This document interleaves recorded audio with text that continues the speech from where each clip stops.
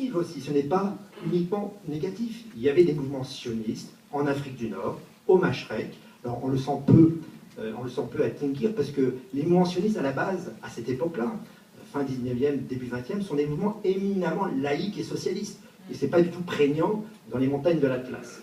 Il y a des raisons bien sûr messianiques, donc là c'est plutôt l'inverse. Là c'est très présent. On voit d'ailleurs que la motivation, la raison positive de leur départ en Israël, c'est leur messianisme ancestral.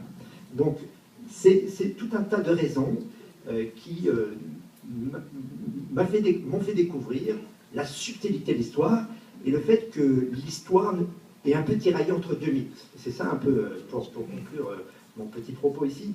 Il y a deux mythes en fait qui font tension. Il y a le mythe de la symbiose judéo-arabe éternelle que l'État d'Israël aurait mis à mal d'un coup comme ça, ex nihilo, et le contre-mythe comme quoi la condition juive en terre d'islam a toujours été horrible.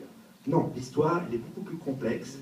Elle est complexe dans la durée, elle est complexe dans la géographie, et que c'est toutes ces nuances-là que j'ai voulu révéler à travers mon histoire familiale, qui, je le répète, ne m'avait pas été transmise. C'est une histoire que j'ai redécouverte d'un point de vue scientifique, et je me suis d'ailleurs replacé dans ce paradoxe que évoquait Fawzi, c'est que cette mémoire familiale, cette histoire familiale n'avait pas été transmise parce que ce n'était pas le sujet dans la culture juive traditionnelle. Ça, c'est un autre sujet.